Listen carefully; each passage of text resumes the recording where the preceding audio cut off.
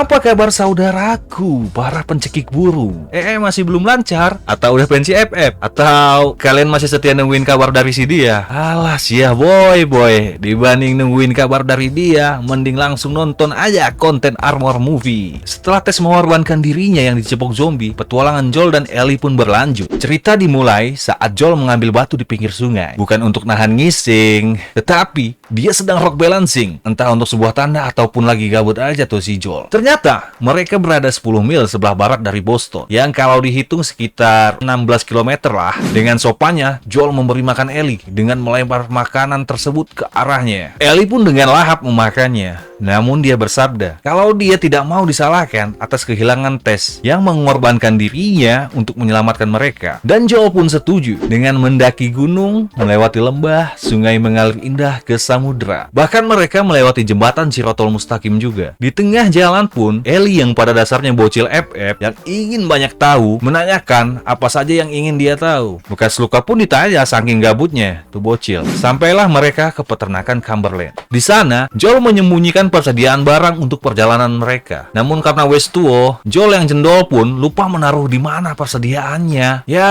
karena udah bertahun-tahun dia menyembunyikannya. Sembari mencari persediaan barang, Ellie pun membantu.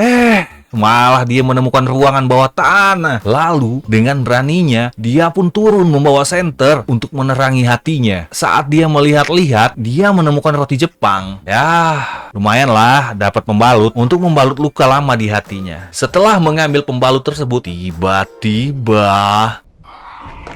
terdengar suara raungan zombie. Untungnya zombie tersebut tertimpa reruntuhan bangunan. Jadi dia cuma bisa goleran aja. Dan Ellie pun malah mendatanginya dan menancapkan pisau tepat di kepala zombie tersebut.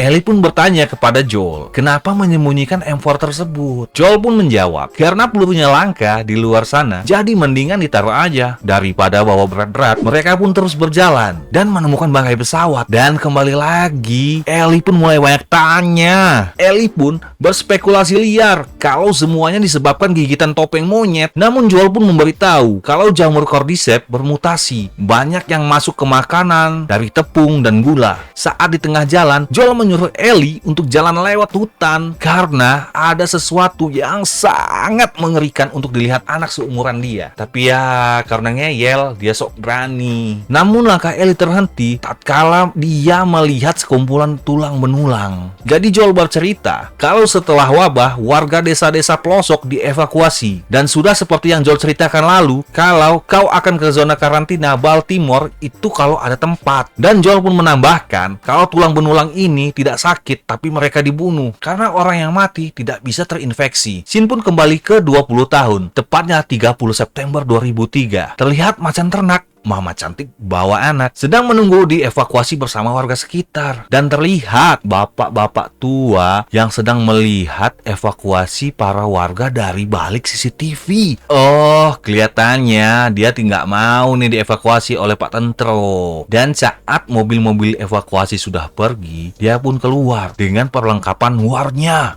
Siapa gerangan bapak ini ya? Nanti akan gue beri tempe cuy. Dengan wajah bahagia, bapak ini pergi membawa mobil dan mengumpulkan barang-barang persediaan. Dari mulai membuat banyak sekali jebakan, dan sepertinya dia akan membuat shelter untuk dirinya sendiri agar aman dari serangan zombie. Saat sedang makan, alarm pun berbunyi.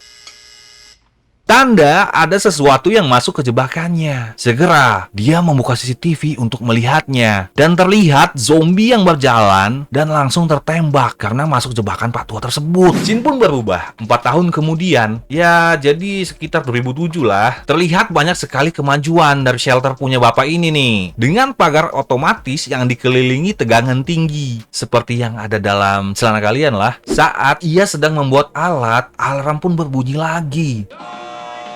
Tanda ada yang masuk ke dalam jebakan dia. Dan bapak ini keluar memeriksa jebakannya. Ternyata ada seorang pria yang masuk ke dalam lubang buaya jebakan bapak tua ini. Dan setelah diinterogasi, bapak tua ini bernama Frank. Dan dia dari zona karantina Baltimore. Dan di sana sudah hancur. Sekarang dia ingin pergi ke Boston, jawab Frank. Wah, ini adalah Bill dan Frank yang diceritakan dari episode 1. Jadi scene ini menceritakan pertemuan duo maut Bill dan Frank. Dengan baiknya, Bill mengajak serta memberikan makan untuk Frank. Namun, setelah selesai makan, tatapan Frank tertuju kepada sebuah piano tahun 1948 yang ternyata itu milik ibunya Bill. Frank pun mencoba memainkannya dengan nada yang sumbang, macam band Kufaku nih.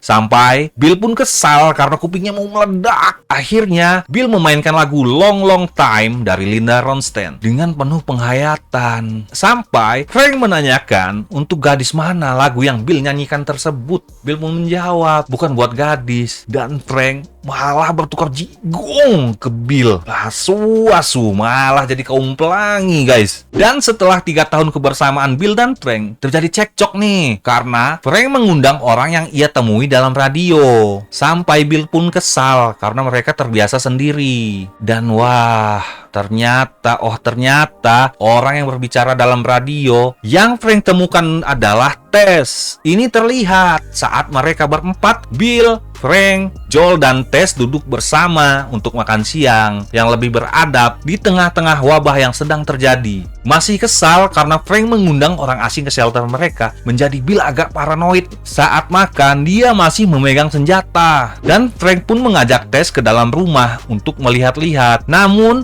Bill tambah kesel aja nih. Joel pun berbicara kepada Frank. Dia pun akan berlaku sama seperti Bill kalau ada orang asing masuk ke dalam shelternya. Joel pun berbicara kepada Bill kalau di zona karantina, ia memiliki apa yang mereka butuhkan kalau mereka bekerja sama. Dengan pengamatan yang tajam, maklumlah, Joel adalah mantan tentara. Dia bilang kalau pagar kawat mereka mungkin cuma akan bertahan setahun. Ya, karena udah berkarat. Dan Joel bisa membawakan 10 kumparan aluminium yang akan bertahan seumur hidup. Dan saat mereka ingin pulang, Frank dan Tess menyepakati kode-kode yang akan mereka gunakan dalam radio.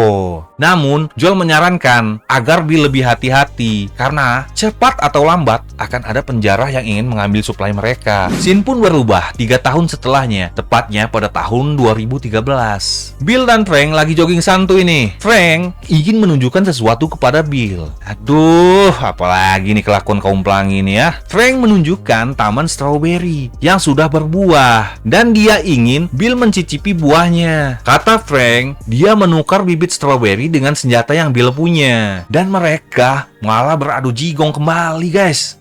Jijikan. Dan malam pun tiba. Terlihat beberapa penjara yang sedang masuk shelter. Karena ada jebakan flame tower, membuat Frank terbangun dan mendapati Bill sudah nggak ada di sampingnya. Ternyata Bill mencoba solo versus squad melawan para penjara, membuat ia tertembak dan harus dibawa ke dalam rumah oleh Frank. Bill yang terkena luka tembak dirawat oleh Frank karena ia takut mati. Bill menyuruh Frank menghubungi Joel agar Frank tidak hidup sendirian. Sambil diobati Frank, Bill berkata agar gas dibiarkan menyala supaya para penjara tidak dapat masuk. Scene pun berjalan 10 tahun kemudian. Nampak Bill dan Frank sudah tambah tua dan terlihat Frank yang sudah duduk di kursi roda. Nampaknya nih, Frank sudah mulai sakit-sakitan.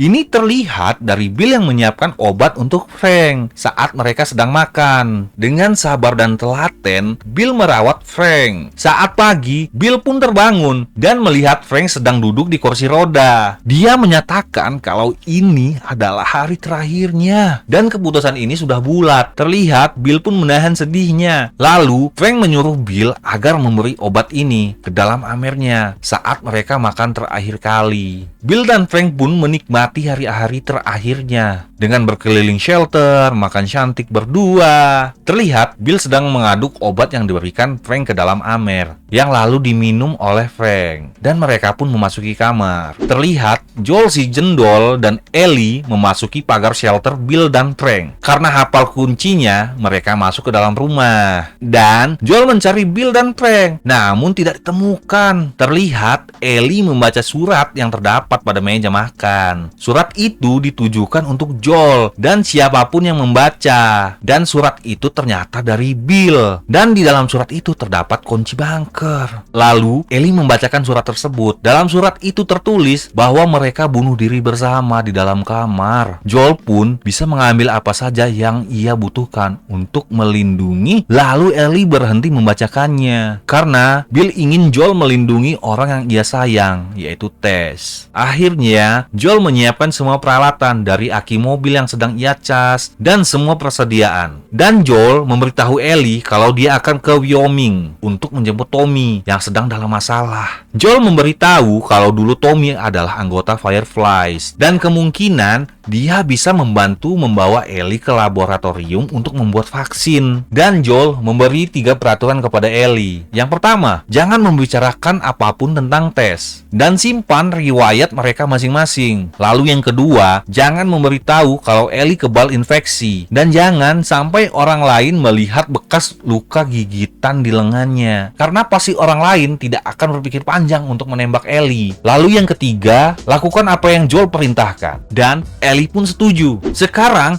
Joel dan Ellie mengambil semua persediaan yang mereka butuhkan dan Ellie terperangah melihat koleksi senjata-senjatanya Bill. Dan setelah mereka menyiapkan barang yang mereka butuhkan, Ellie menyuruh Joel untuk mandi. Yah, karena mungkin busuk seperti pikiran kalian. Ellie pun menunggu Joel yang sedang mandi sembari mengecek isi rumah. Dan ia menemukan sebuah pistol dan buru-buru memasukkannya ke dalam tas. Keburu Joel datang. Saat Joel datang dengan penampilan barunya, dia terlihat fresh dong. Betapa senangnya Ellie saat naik mobil karena ini baru pertama kali dia menaiki kendaraan. Sampai-sampai dia nggak tahu cara memasang sabuk pengaman, guys. Dan mobil pun berjalan keluar shelter.